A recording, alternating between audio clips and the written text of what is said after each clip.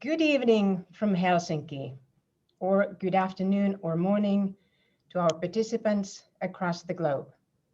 My name is Terhi, and on behalf of the Fulbright Finland Foundation, it is my privilege to wish you welcome to the 5th webinar in our 10-part global webinar series titled Internationalization of Higher Education in the COVID-19 Era.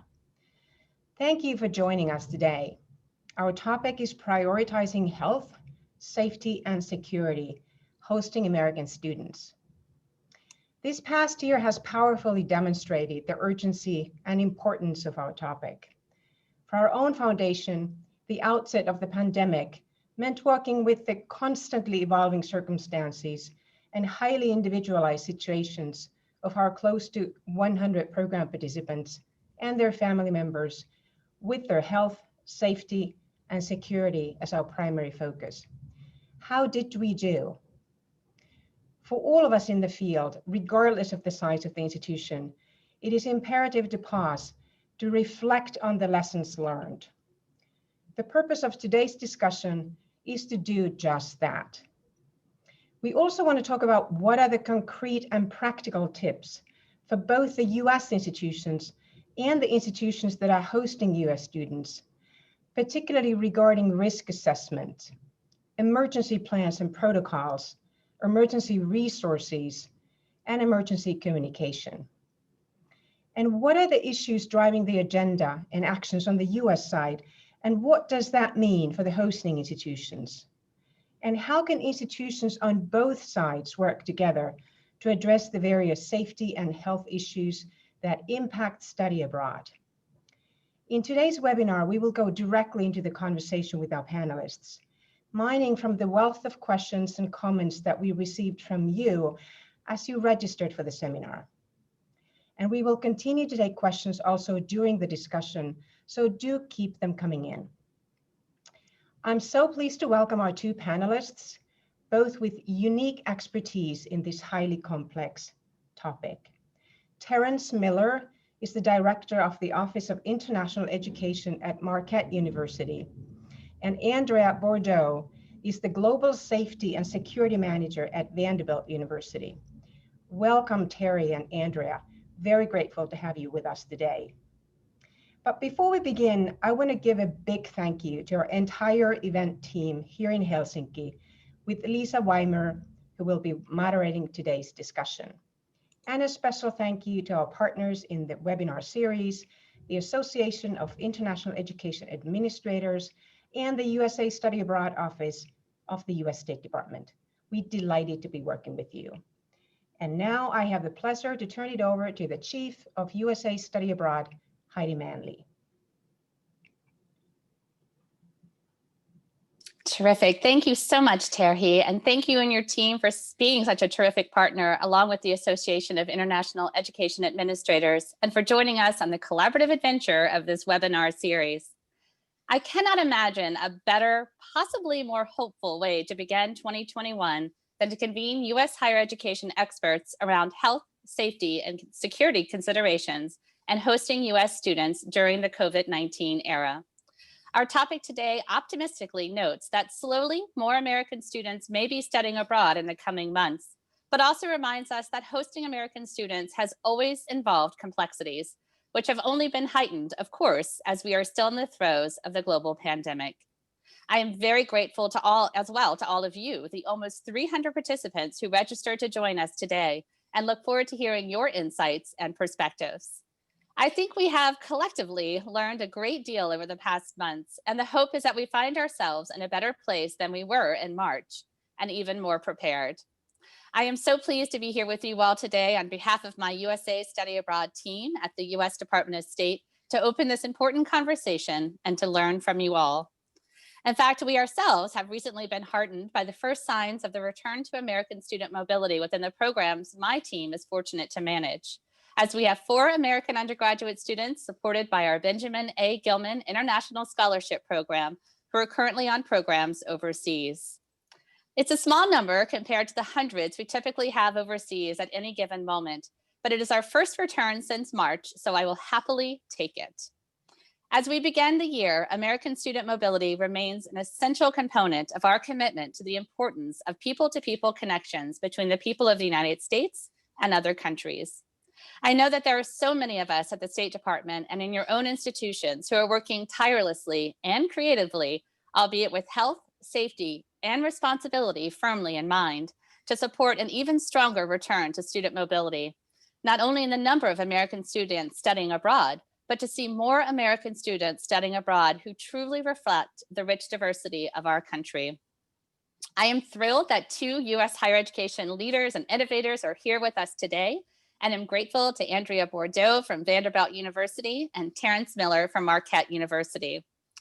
I am continually reminded that it is often challenging circumstances that bring communities together and remind us of the importance of what we do in new ways, as evidenced by all of you who are participating in this webinar today. And I always enjoy seeing the names and chats coming through. So hello to all of you from West Virginia to Italy to Poland. Thank you all again for being here with us today. I will now turn over the floor to our excellent facilitator, Lisa Weimer, to begin today's important conversation. Thank you. Thank you for the warm welcome and introductions, Heidi and Terhi, and a big hello to everyone, or as we would say in Finland, moikka, to our friends and colleagues joining us from around the globe. As Terhi mentioned and Heidi mentioned in their introductory remarks, we have two thought leaders in the field who will offer their expertise on this topic today. Andrea Bordeaux, she supports the entire Vanderbilt University community in their travel away from campus. So I'm sure she has been very busy over the last 6-7 months. Vanderbilt is a private research university located in Nashville, Tennessee. And since 2018, Andrea has served as the president of the International Peer Network Pulse, International Health and Safety Professionals in Higher Education Incorporated. Terry Miller is the SIO, or the Senior International Officer, at Marquette University, which is a private Jesuit research university in Milwaukee, Wisconsin. He's also the legal advisor and ex officio board member for the Association of International Education Administrators, AIEA. And interesting to note, before entering academia, Terry was a criminal defense attorney in Brooklyn, New York, and a human rights attorney in Chile. We are delighted that both of you are joining us today. And to go ahead and get us started, the format of today's webinar is discussion-based. Throughout the discussion, you can submit your questions in the Q&A function, which you will find at the bottom of your screen. This function allows you to view other questions and vote and comment on them. In our last webinar, there was really nice interaction among the attendees in the Q&A function. There was actually a nice discussion going on with one of the questions. So we encourage you to engage with the Q&A function by commenting, but also by voting on them with the thumbs up icon. You'll see the thumbs up icon that you can vote on. And then we will take the most popular questions and pose those to the speaker. After the discussion, we will wrap up the webinar with one final question to the speakers. A few other notes before we get started. The webinar is being recorded and will be available on our website after the event. Participants can also interact, which I see many of you already have, by saying hello and letting us know where you're coming from. You can connect with each other throughout the webinar in the chat function, so we encourage you to do that as well. And if you're on Twitter, you can engage by using the hashtag IntelEdC19. So let's go ahead and dive into the discussion. To set the stage, I'd like to give you both an opportunity to share the current context of study abroad at your institutions. For our non-US audience, when we talk about US study abroad, we're referring to short-term international student mobility. So to get us started, Andrea, can you tell us a little bit more about Vanderbilt study abroad programs And how did your institution approach spring 2020 from this health, safety, and security perspective of students? Sure. Thank you so much, Lisa. I'm happy to be here today and to have this important discussion with all of you. So from Vanderbilt's perspective, we have, I would say, a medium-sized study abroad program in terms of comparing with our US peers.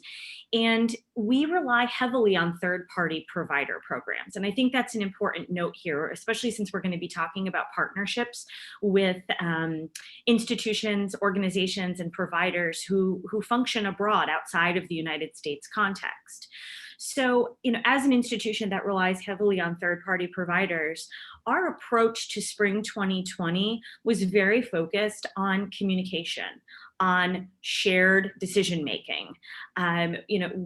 With the way things initially started to roll out, I tell folks that I began working on COVID almost a year ago now in January, while the rest of the U.S. sort of caught up a little bit later in March. But for universities, we were all sort of aware of this early on, and I think, it's probably true for many that we all started with what I would call a measured approach of looking at things location by location and trying to incorporate some level of student agency. And I think that's an important thing to always note, is that, our students had varying levels of comfort and safety concerns regarding the emergence of COVID-19 as a pandemic. And so in that, transparent communication regarding decision-making was very, clear on our minds. And I think, one other important note to interject here is that academic continuity for a while drove the conversation about health, safety, and security. And that's an interesting place to be. But, with the emergence of COVID-19, there was a very short period of time where it was hard for any US institution to guarantee that academic continuity for their students when not knowing if our partners abroad could pivot online quickly. And so for a while, I think, the approach was, how do we balance academic concerns with the health and safety of our students?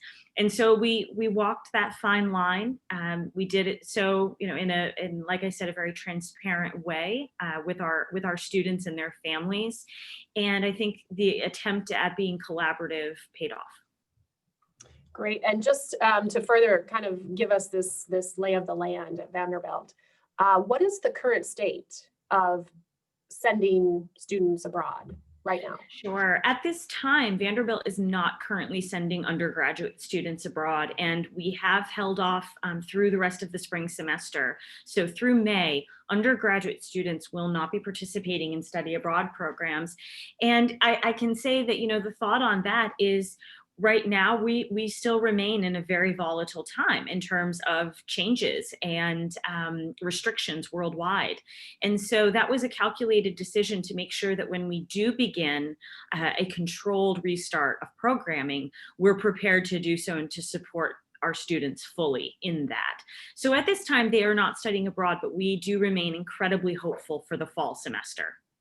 Okay, good to know. Thank you for that. And Terry, would you like to give us the context in Milwaukee? Sure, context in Milwaukee. First and foremost, thank you at Marquette. First and foremost, thank you to the Department of State, Fulbright Finland, for sponsoring this critical conversation as we start our new year and we look towards the planning for summer and hopefully fall robust study abroad reemerging at all of our institutions. I want to say right from the get-go that many of us on this call, I think there's 177 right now, have been in this place before. We were in this place with 9/11. We might have been in this place with the Japanese earthquake and subsequent tsunami. We've been in this place with political violence. And so safety and health for many of our institutions, with the protocols and processes that are in place, are being tried longer in this global pandemic. But it is not something that we are not going to overcome. Global engagement is not something that can be dismissed. It is here to stay. We need to learn how to do it well. I'm reminded in this first webinar of this series, Robin Helm from ACE had this great 5 words.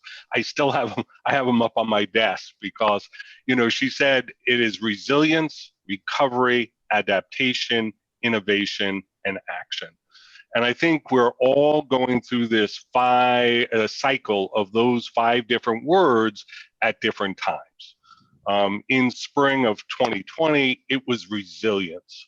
We needed to identify, Marquette had 100, unlike Vanderbilt, Marquette is a direct enroll institution, which means we have over 50 student exchange partners on bilateral student exchanges. We have about 25 home build universities worldwide.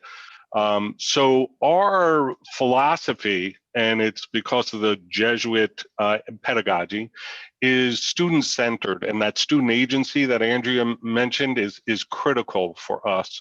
We take the student development piece here, not only with our courses on campus, but overseas as a critical dimension of that. And so with those 164 students that were overseas, and we had about 75 students on an array of spring break programs, as a Jesuit institution, we're very committed to community-based learning and service. And there are a number of Engineers Without Borders, medical trips that were out that also needed to be repatriated.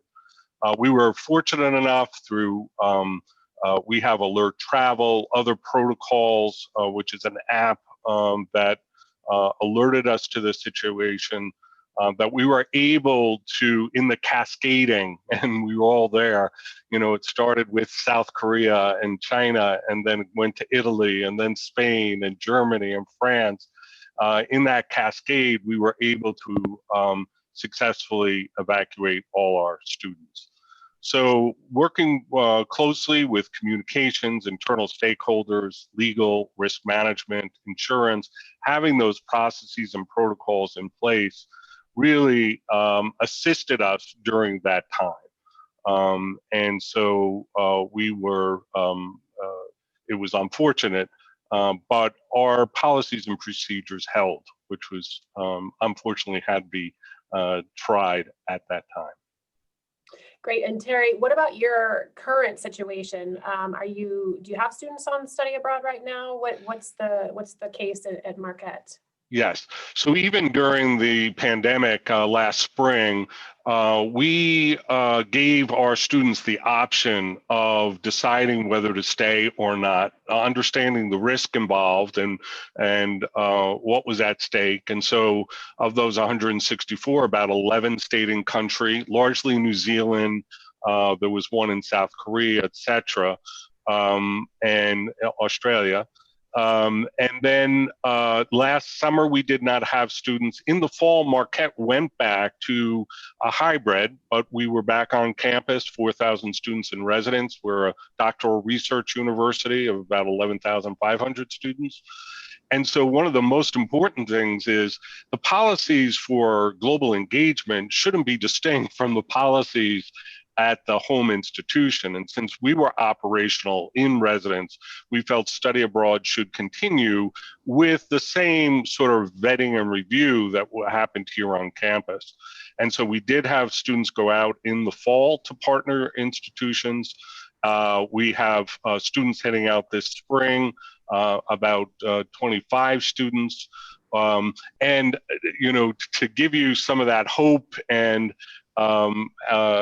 resilience and recovery, we have a spring break program for physical therapists to Belize. And in checking the incidence rates and all the parameters of sending students to Belize, we heard they're all going to be vaccinated because we do have the vaccine here on campus for our nursing students, etc. And so just hearing that is a sigh of relief and some of that recovery that's down the line. That's good news. Well, I want to kind of move this to lessons learned. So as Terry had mentioned earlier on, so now that we have the context of both of your institutions, Terry mentioned in her introductory remarks that it's important now to pause and reflect on those lessons that we have learned from the spring. And this isn't only from the sending institution perspective, but also from the host institution, because we have many host institutions who are with us today as well. So what do you think are some of the fundamental lessons learned in regards to the future handling of the health and safety and security of students? Do either of you want to dive in on this question? Sure. Go ahead. I don't mind getting us started off. I think, it's incredibly important that you even started the question with that by mentioning our host institutions and our partners abroad. I think one thing that became very apparent while managing sort of the exit from study abroad of spring of 2020 was that we all, as institutions and organizations and culturally, have different perceptions around risk and personal safety and our risk tolerance. And I think that, making sure that communication, expectations, and just shared understandings are in place ahead of time is really one of the most important lessons that I think we've all learned here. I think speaking very, very directly to this issue I think it's fair to say that a lot of times it's always hard to know sort of who's driving, who's in charge of these decisions. We want to make sure there's student agency, but at the same time, what are the implications for our host institutions? If U.S. institutions approach a return to study abroad by, sort of assuming that they have to put everything in place and they're going to manage everything alone, I think that's potentially misguided and moving away from the wonderful lessons that we have learned about how we create these shared value systems essentially around how decisions are made. And so I think that's one of the most important lessons learned. And then also just the value of leadership at institutions, whether they be in the United States or abroad, having leadership that speaks to its staff and has sort of a holistic view of the process of supporting students and what it actually means on the front lines here. In many ways, I think our study abroad offices around the world were the part of the initial frontline workers in the COVID pandemic, having to decipher what things meant and what the implications were. And so I think, remembering as institutions, one of the most important things and lessons learned here is that communication needs to go from the top all the way through the structure. And that's going to remain true as we move forward. Great. And Terry, what are the lessons that you think have been learned from your institution? So some of the lessons are, and Andrea knows this as in her leadership role with Pulse, is that, we've heard this over and over again, but it's solidified for me: know your institution. Know your internal stakeholders, your risk manager, your legal, the Office of General Counsel. Know your finance people. Know your Office of Marketing and Communication. We were on the news every night.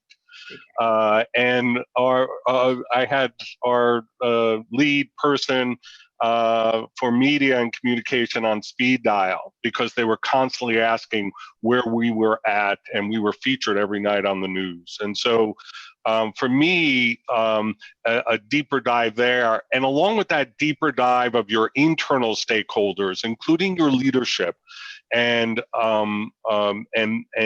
reinforcing the critical dimension of global engagement, even in the time of crisis. It goes on said that many of us realize that with both incoming international students and outbound study abroad students, international was seen as an important revenue generator for the university. And in this time of COVID, there's a pause on that, but there's not a pause of an interruption. There is going to be a recovery, and how you come out of that is more important with what your statement is about your mission and vision for global engagement.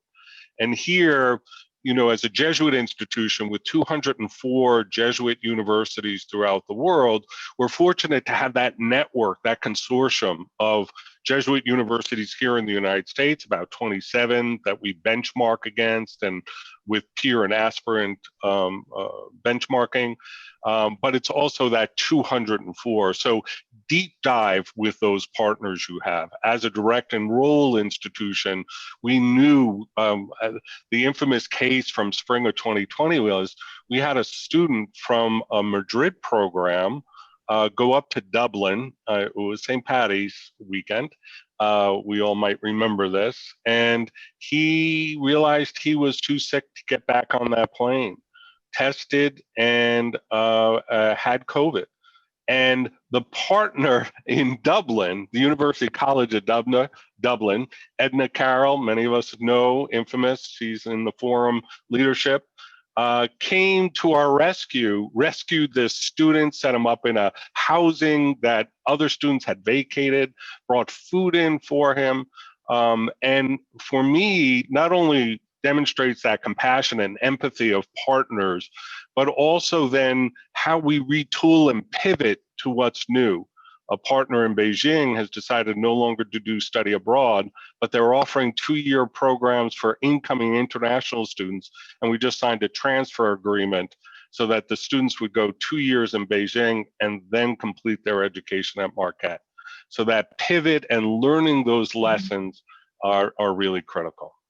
I want to, if I can, just follow up on something Terry said really quickly. It kind of, you know, jump-started something in my mind.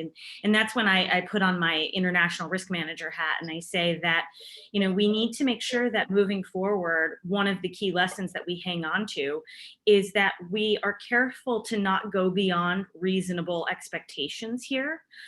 Certain amount of risk has always been inherent in study abroad in any international activity. I have often counseled families and students that we take a risk every morning when we step out of our front door. And so we need to be cautious moving forward in a COVID world and in a future post-COVID world, that we aren't putting unnecessary or unrealistic walls up to say that we have to only operate in a world and only reopen global engagement when everything is somehow safe again. The world will never be perfect, sadly. So we will always be managing this. And I think that's what highlights the lesson here is, just like Terry said, know your institution, and do you have the resources you need to do global engagement well? I just want to take one last second to say that, you know, as just a plug for Pulse, an organization I love, you know, we have incorporated this year, we are now 120 full-time positions dedicated to international health, safety, and security at 83 institutions worldwide. We now have international membership. And for institutions, no matter how small or how large you are, how well resourced or how, you know, challenging it's been, being able to say that you have someone dedicated full time to the health, safety, and security of your students, that is the foundation for successful global engagement. Yeah, and I'm curious, you know, with our participants, I'd like to see in the chat, how many of you have someone who is exclusively focused on safety and security of international mobility? I'm curious if you can just put in the chat, you know, if you do have somebody, because I don't know, I think that this is something, it's kind of a newer trend, isn't it, Andrea? I mean, it's fairly new, but also not. I mean, the first international health and safety positions started emerging in before the 20 teens. I entered the field in the first, I think, 35 individuals who were in this back in 2013. And so, I'm 7 years specifically into the field of international health, safety, and security. And I think a lot of these positions, we were all doing it before we knew we were doing it. We were doing it in other roles. I know that, in many ways, Terry has done this based on what I know about him. And so the real shift here is basically taking this burden off your associate director of study abroad, or your director of study abroad, or your risk management office, and saying, no, this is actually a very specific niche field, because like what Terry has indicated, that focus on student facing is incredibly important. We don't want these positions necessarily housed in compliance. This is not a focus on legal compliance or risk compliance. This is about how do we prepare our travelers well? How do we make sure that the informed consent is truly there and truly real? And then how do we manage crisis, both first and foremost for that student or academic traveler of any kind? And then how do we help the university? How do we manage that crisis for our institution? So the role is rather specific in that regard. And that's why I say I think it is the bedrock of solid global engagement moving forward. Yeah, I think that's really interesting. So I'm just kind of following some of the chat here, and it looks like some institutions, they do have somebody who's focused in on that. And then sometimes it looks like it falls in the international office. And then there was an individual said that this doesn't really fit into the minds of the Nordics. So I think it's also maybe a cultural perspective. Any thoughts on this? Yeah, I do think any Nordic country or any European university, I know the American College of Greece is on this call, who's hosted a Marquette student, Realize, and I'm sure Vanderbilt will join me here. US students are a little more high maintenance in the area of amenities and safety and health. And our biggest, during spring 20, the biggest concern were the parents and managing parent expectations. There's one thing with student agency and managing their expectations and empowering them to make really healthy safety and health risk. There's a new NASA publication that just came out, written by Gail Gilbert, who used to be at Marquette and is now at St. Norbert's, on this exact area of empowering students to make those kinds of decisions that I would recommend. But that cohort, that mix of parents and the students at a private institution requires the kind of infrastructure that we're talking here for safety and health. Absolutely. And just to quickly follow up on that, I think, it's absolutely understandable. I myself have been a graduate student abroad twice in 2 different countries. I understand sort of the model of how international universities perceive student exchange. And the truth is that while the US student may appear to be sort of more needy or have higher expectations, and there's always this focus on how our liability laws in this country influence our needs, I think we also need to move toward a place of thinking about our global partnerships, engagement, exchange. And if we want that to grow, a support system needs to be in place, because it's not always going to be about COVID or terrorism or these big things that we talk about that are on our minds. Our students, when we have exchange, they are faced with normal health issues, mental health being a primary concern. And then, basic things like transportation accidents still being the #1 risk for US students abroad when they travel. And so, when I think through how mental health has been featured so much this year with COVID, I think it's just important to say that this will remain real for all of our students in the future, and having some support structure in place for making sure those partnerships run smoothly. I think that's one way to focus on it, where maybe culturally, the sort of idea of this oversight may not be there sort of naturally from within. Okay, there's so many good topics that are being talked about right now. So I have like a list of different questions that I want to pose. But I want to come back to, Andrea, what you're talking about now is that there's always health and safety issues wherever you're sending students. And actually there's some questions that have been posed in the Q&A. And I want to get to one of those because that's in line with what you're talking about here. From Fazella Hanif, this individual says, during my time as director of the WITS International Office and president of the International Education Association of South Africa, there were many challenges shared with first world partner institutions about safety and health: HIV, AIDS, H5N1, H7N9, bird flu, and general safety, violence, shootings, etc. What are the current challenges for partners with the Global South institutions? I'll start, and Andrea, I'm sure, could follow.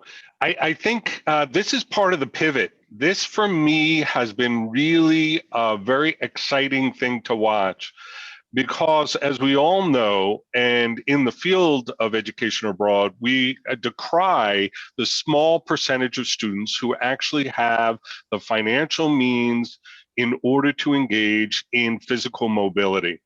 And the internationalization at home, which the European Association of International Education has always tracked and done a much better job, I think, than the United States in that area.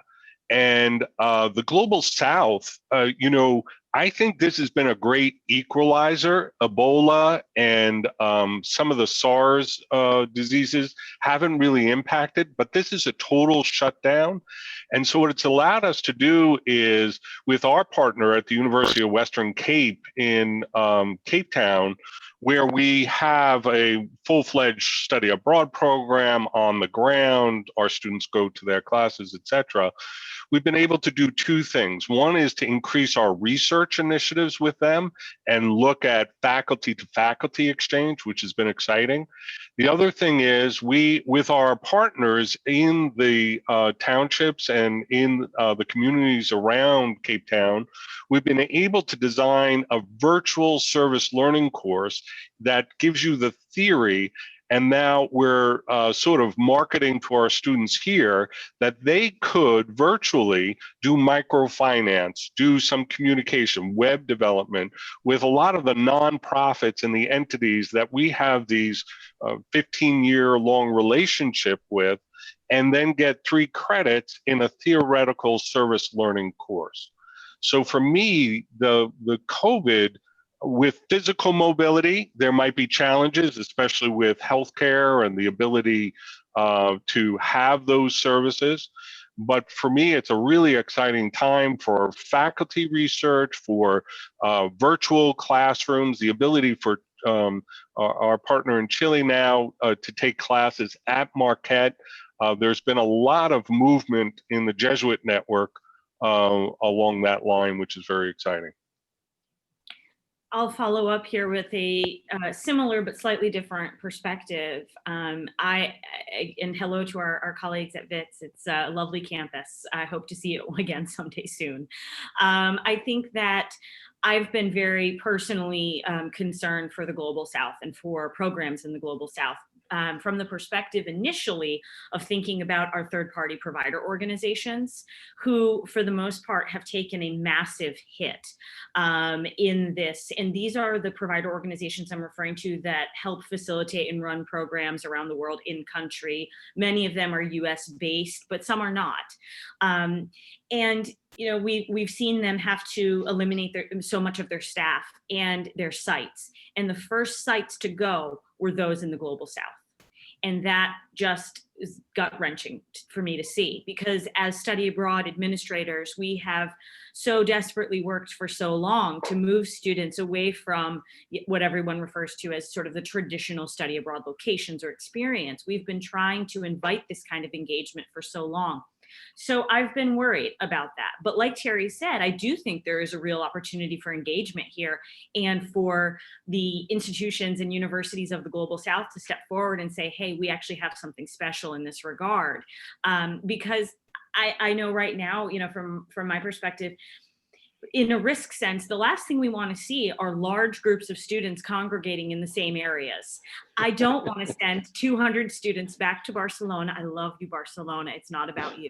But I don't want to send 200 American students back to the same location where they just, live in those bubbles again, because it's so antithetical to managing COVID concerns. What we need to be seeing are more of these small exchanges, direct enrolls, sending with partners, with third-party providers to these institutions that have a completely different standpoint on things. And like Terry said, one of the biggest challenges will be in making sure that health systems are where they need to be. That's just one of the things that we're all looking at when it comes to risk assessment, is are the local health systems where we're sending our students up to the challenge? And what we see in the Global South that I think is interesting is that many of them are. They absolutely are. And they haven't been overwhelmed in ways that others have. And so I think it's important to go case by case and to really open our eyes and our minds to those relationships. And if you're at an institution like that, make sure you're letting folks know what you can offer. And just for clarity's sake, for all of our participants, when we talk about the Global South, what does that mean? What are we referring to? There was a question about this. I think the participant from South Africa used that term of Global South. So I, from a education abroad perspective, I consider it's the underrepresented countries that do not have U.S. students. Europe, as we know, is a major driver. 40% of Marquette students go to Europe. But it's that 60% that go to other countries that are not Europe, that for me are those underrepresented countries. One other thing I want to mention, Andrea brought this up and we were talking about this earlier, but another benefit of COVID for those still engaging in mobility is that the other mantra that the education abroad field has been critical of are these traveling students in the bubbles, speaking English or whatever it might be and not learning local language. And one of the ramifications that we're witnessing is a real enhanced language and staying put and learning that culture, which for me is really exciting to see. I know I believe Andrea expressed at Vanderbilt as well. And so, it's that pivot, it's the recovery. It's, we're not going to do 200 students in one space. Well, that has been a long, sort of critique of what we do. So is it a time to look at how we do education abroad and resolve some of those fundamental issues that we had concerns with all along? Absolutely. Just a quick follow-up here. This is also a place where in study abroad, we can look at shifting access to this. Right. So many of our institutions have scholarship money that has gone unused. We have resources that might be there that maybe they weren't before. Maybe scholarship money was spread very thin. We have an opportunity now. I know at Vanderbilt, what we're looking at and considering very closely and carefully is the idea of a controlled restart for our fall semester, where we specifically prioritize programs that are highly immersive, programs that have research components, programs that are community-based or service learning type programs as well. And then looking at students who have initiated an international plan long before, the month prior to departure, and looking at language learners, and then prioritizing students and access for students who might not have been able to study abroad before. And so COVID in a way has opened this door for a reconsideration of how we allocate if we're not going to send our typical hundreds or thousands of students in the fall or the spring. How many will we send to which locations? And of that group, how can we prioritize the students who might truly get the most out of it. I just want to give a plug. The Department of State is running their ideas competition. It's exactly for this in our, in the US that has been continually racked by structural racial injustice. This is a wonderful opportunity for us to pivot, look at new ways, redefine mobility when we're coming back in that recovery. And the IDEAS grant program gives you that opportunity to identify dollar support from the Department of State for that. The competition is out there. I believe the deadline is February 26th. So I want to give a plug for that fabulous way to pivot and look in a new way at the world we're living in.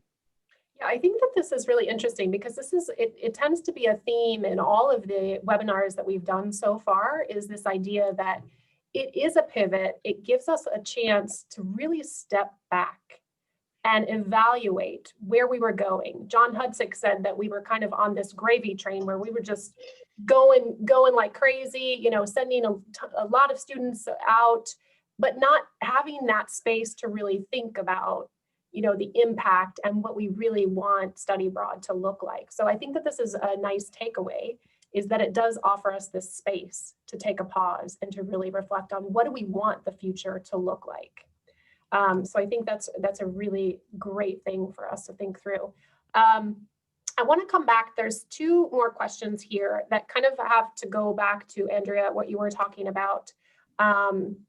One of them is asking, how do I join Pulse? So I don't know, Andrea, if you can maybe put that information in the chat in case other individuals are interested in looking into that. I can. I think the even faster way would just be, I'll share my email in the chat. I am currently, as president, the contact point for chat, and I can pass on, or for Pulse, and I can pass on information on the application process and what that looks like. Great. And then there's another question here from Stephanie Tignor. And that is, how often do these international risk management positions serve more than study abroad? And Andrea, I know that you do serve more than study abroad. For example, faculty, staff, employee travel in addition to students. Absolutely, that's a great question. And I would say that a majority of our positions in Pulse do indeed serve more than just the study abroad realm, which is also one of the reasons why it's critically important to house these positions in a location within your institution that has a line to your senior international officers, to your vice provosts, to those who are sort of at that leadership space with a very close connection to your study abroad. Study abroad, I always jokingly say, is sort of one of my biggest clients on campus, but I support all undergraduate, graduate, and professional students, as well as faculty and staff. And so that is all travel from our institution. And I know that institutions have undergraduate registered student organization travel, club travel. Terry mentioned Engineers Without Borders, community, service learning trips, spring break, you name it, it's there. They all have their own unique risk challenges. So it's incredibly common for these positions to have a wider focus. However, sort of the key component is that international realm and the specialty on supporting global engagement. Okay, great. Now I want to kind of shift a little bit to these practical tips. So what practical tips do you both have concerning risk assessments, emergency plans, crisis communication? What have we learned during the pandemic, and what kind of tips can you give to the participants in any of those areas? Do you want to start?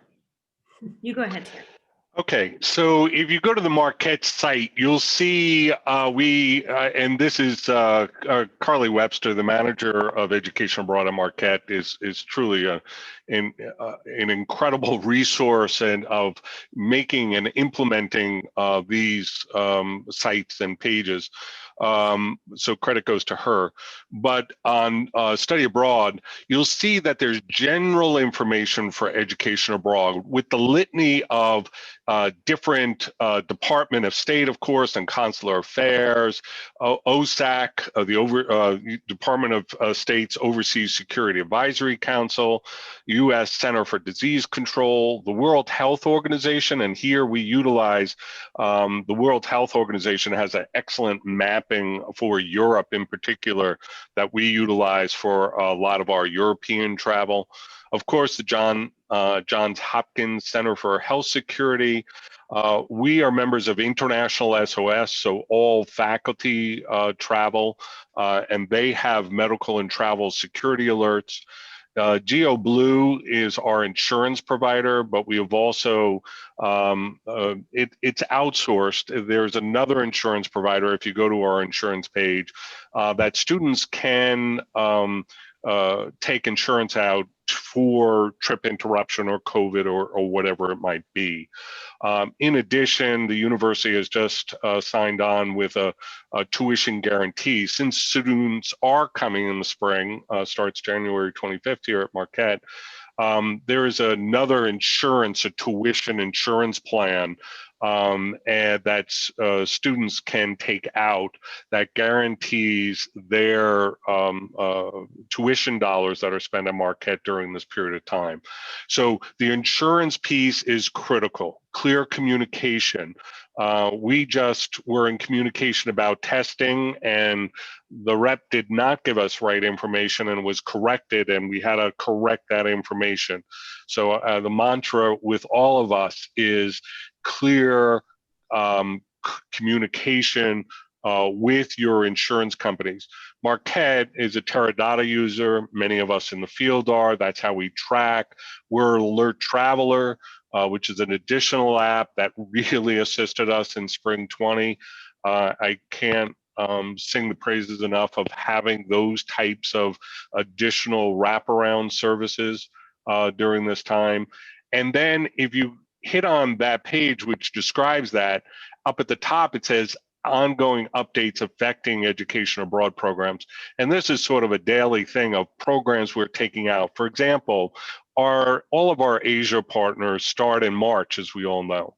And we were worried that Marquette starts on January 25th, and if something happened again, that they would lose a whole semester. As some of them did in the spring. So we just took those off the table for this spring travel. And our partners realize that. We have COIL and other initiatives with Sophia University in Tokyo, et cetera, that we're utilizing. But then you get those updates. And so clear communication, setting the standards and benchmarks, working with risk management, and controlling their pandemic expectations as well for our risk managers, and having templates and questions. We're in the process right now of asking all of where we're sending students to, for them to provide their protocols and procedures to us. Loyola Andalusia in Spain sent us a 12-page document. We all have these documents. Marquette has their own document. We have about 10 exchange students that are coming to study with us in the spring, and we've just sent them our document with our policies and protocols. So that's just some of the pieces with insurance, setting expectations, benchmarks, and communication. Great, thank you.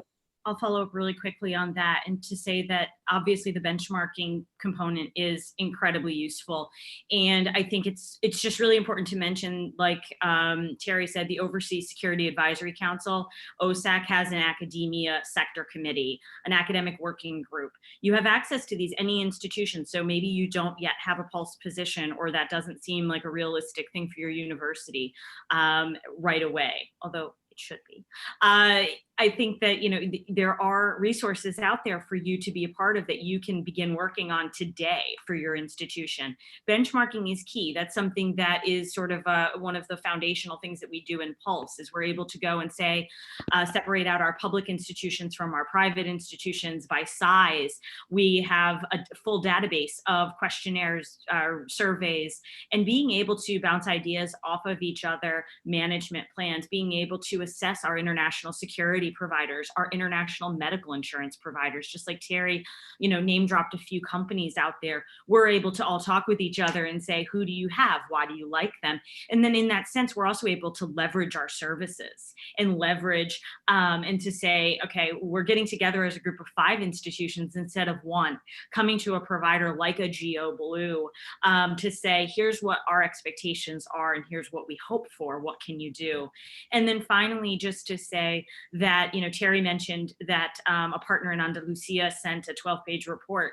That's perfect. That's wonderful. I think we need to maybe think about moving away from setting a list of criteria ourselves for how we expect our partners to function, and instead ask our partners what they have learned and what they plan for, because what I have found is that they know what they're doing, and that's that trust and that rapport building. And so maybe start there and then backfill with what you need. Couldn't agree with you more about that partner and that relationship, trusting them before we do any risk management. Yes, there's the litany, but we always go to our partner and say, what are you seeing? What are you feeling? What is your protocols? And they all have protocols because we're all in this together. Great point. Yeah, I agree. That's a really good point. So it's like this co-creation of health, safety, and security. So it's not just one institutional perspective, but it's bringing together the minds to really come up with this plan. So really nice point there. When we're talking about practical tips going forward, so one of the things that a lot of the attendees, we asked them to, when they registered, to give us some questions that they have for the speakers. And one thing that came up quite often was, what about future travel regulations with COVID-19 tests and also with vaccinations? And then I see here, Darla, one of the attendees, says, what are your thoughts at this point regarding requirements, expectations for vaccine and testing for COVID as part of your institutional reopening of education abroad? And then there were some other questions that had to do with, what are the regulations for Europe? So what are your thoughts about kind of moving forward with travel, study abroad, and where these COVID tests and vaccinations are going to come in to those regulations, those travel regulations? Do you have any thoughts about this? Sure. I think that, we're being tested right now with the recently released requirement by the CDC that was put out on Tuesday evening, that there will now be a requirement for all international air travelers, including US citizens, to have a COVID test, an antigen test, within 3 days of their departure coming back to the US. And so that goes into effect on January 26th, just for clarity. But I think it's important to note that there's going to be a learning curve. And I think we're going to see some policies put in place and protocols put in place that either work or don't work. There's always questions. What does 3 days mean? Do I get tested before or within the 3 days? Well, and also, in terms of access, not everywhere in the world has a rapid turnaround 15-minute test availability. And it really, I think these requirements are highlighting once again some of the inequalities and sort of the systemic issues around access in this field when it comes to, maybe we have students who live in rural, remote areas or live in a location that just doesn't have the health resources to support these requirements. So I think that we all need to be creative when working alongside these public health recommendations that are there for good reason. These are good intentioned requirements, and they support the future of our field. Travelers will inevitably feel more confident getting on an airplane if we know that our peers on the airplane have tested negative, or if we have a vaccine. So inevitably, these things are the key to reopening the doors. However, we do need to be active thought partners in how we make sure that we're supporting our students. And so something that we've done here at Vanderbilt is that in supporting our international students returning from abroad for this spring semester, we're already putting things in place in terms of how do we help them? Do they need financial assistance to be able to get a test in the right amount of time? Do they need help even within their own countries identifying locations for where testing is available? And then making sure that information about what will be available to them stateside while they're here is critical. Just again, communication. Yeah, for me, this question is the great equalizer, because we know the bifurcated notion of international, and we have to do something different. My son goes to the University of Scranton, and in order to go back into the state of Pennsylvania from the state of Wisconsin, he needs a COVID negative test next week before he gets on that flight. So this is not just Europe. It's not just international travel.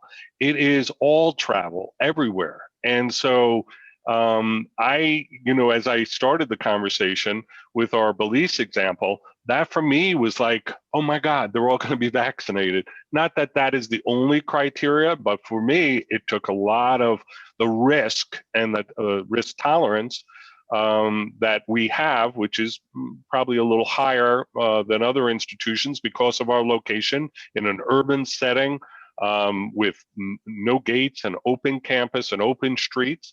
It's a higher risk tolerance. And so for me, that is a sigh of relief. So what is challenging, and it's going to be continually challenging, is what we just saw with the UK, where they reimpose certain barriers. The CDC, at least it's January 26th, and you have a couple of weeks in order to do that. But the UK case, we had a student going back to the University College Dublin, and he was flying through London. And all of a sudden, we had to find accommodation in London because London to Dublin was not a modality of travel. So for me, those are still, some of the challenges we're going to see. But again, we're all in this. It's a great equalizer, and I think that we're going to continue to see this. Most encouraging news in today's New York Times is a headline that reads, COVID is going to be the common cold of the future. And so hopefully that is what we as people committed and passionate about global engagement want to see in the long run, and then recognize that COVID goes into the 9/11 category or the SARS category or the Japanese earthquake, political violence category of risks that we just need to manage.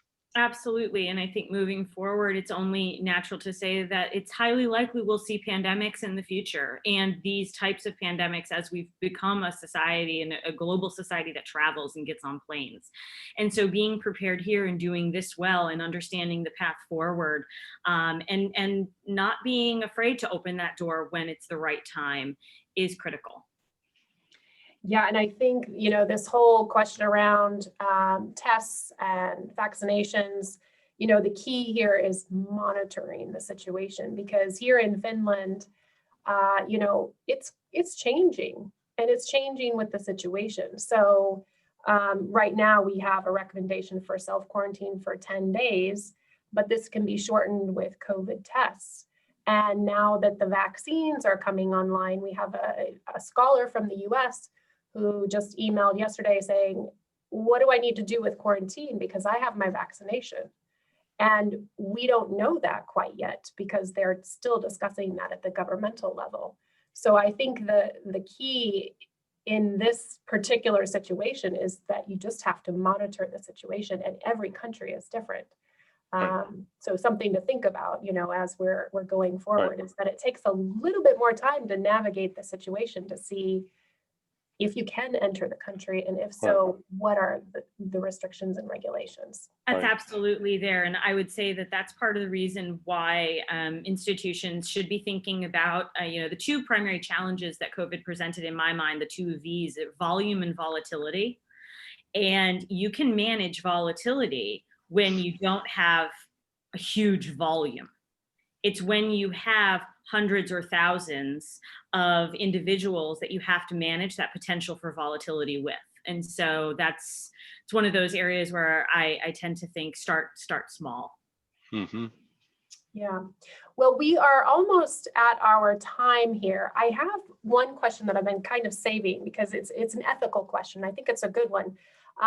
But if you can just answer this shortly, because then we need to go to our final question. But is it ethical to send Americans abroad to countries with less developed healthcare systems who, if they get sick, would take away resources from the local population? What diplomatic impact do you think it has if an American student were to get the local partners sick? Do either of you have thoughts on this? Terry, do you want to go first, or I'm happy to? Why don't you start and I'll pick it up. Sure. So I think, I've had a little bit maybe of an advantage to think about this question in the sense that I recently participated in an IDEAS webinar that looked at ethics around this. And so we kind of have this sort of dual argument here of saying, yes, it's an inherent risk that US students could essentially lean harder on healthcare systems and partners that don't have that capacity. But at the same time, the engagement from US students economically and culturally is significant. And so I think, we're at a place here from an ethics perspective of building that cost benefit and looking and working with our partners directly to say, how do you feel about this? And do you have the ability to say no to exchange right now? Or is it needed for other reasons? And I just think it's an incredibly complex and truly thought-provoking question. And I think any institution that sends students should ask that and that's a perfect way to introduce ethics into pre-departure preparedness for students. Ask the students that question, get their answers, and not leave it entirely on us to answer that for them. Right. And this ethical question predates COVID and predates, it's all about, privilege and white privilege in certain settings and advantages. And for me, it really is an orientation and preparation and a student agency question, but it needs to be raised before students go abroad, the ethical considerations of that. And so it reminds me of the question we pose ethically to our students that go on the South Africa program and working in the townships, and preference and what their white privilege will be for them in that setting. And so I think it's a conversation that this community can embrace, but like any ethical question, it does not have an easy answer, and it depends upon individual students. And for us as a Jesuit institution with motto of "Be the Difference," we want our students to be thinking of these ethical questions throughout their undergraduate experience. Yeah, I think that was a really good question, because it is, I think we need to be thinking about the ethical, especially during this moment of pause when we can kind of really think more intentionally about what we want the future to look like. So unfortunately, our time is coming to an end, but I'd like to ask one final question. If you could briefly answer in a minute or two, what are your thoughts on the future of study abroad, especially now that we've all been educated to exist in this online virtual world with, virtual exchanges, virtual internships? What will study abroad look like post-COVID? What are your thoughts? I think I can answer very quickly and pass it off to Terry. And it goes back to something he said at the very beginning of our presentation today and our chat today. And that is that I'm optimistic for even deeper engagement as we move forward in a post-COVID world. And I think Terry mentioned a lot of us have been doing benchmarking and looking at student surveys. Students were abroad in the fall.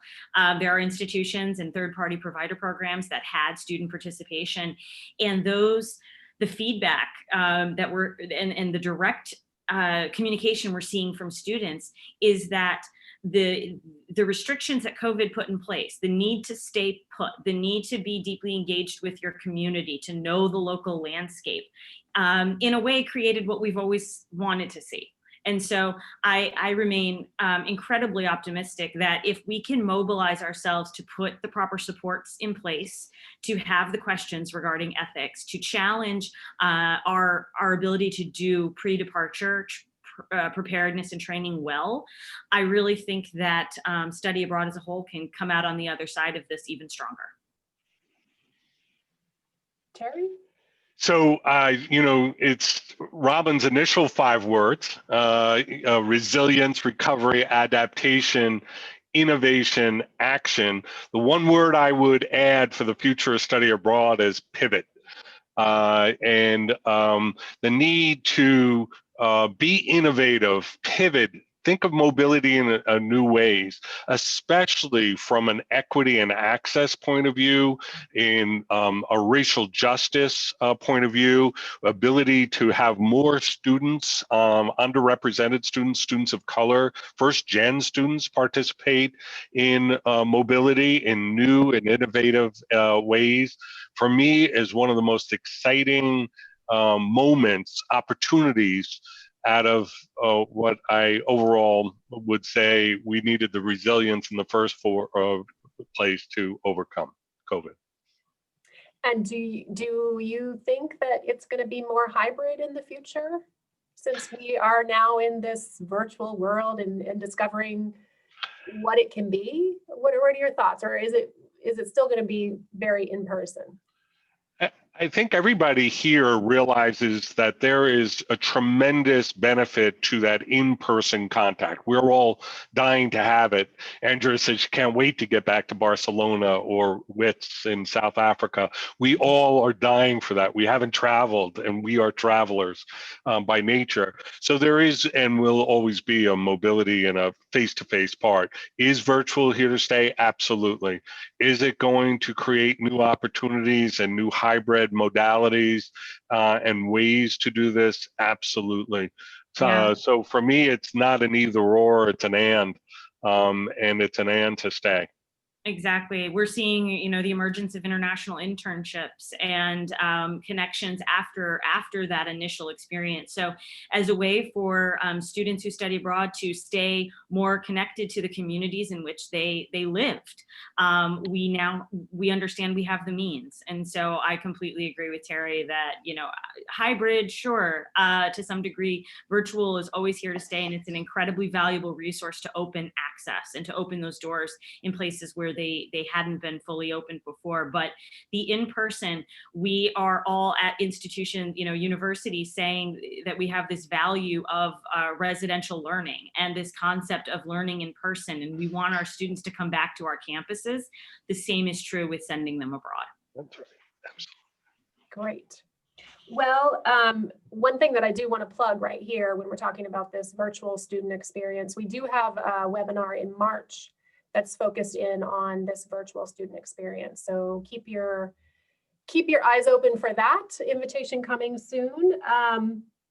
With that, you two have been a wealth of knowledge. Thank you so much for being here with us today.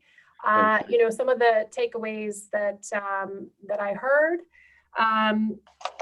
One of them is working closely with your partners and really kind of co-creating this health and safety. I think that's one of the really, really good takeaways here, especially with our partners who are around the world who are joining us today.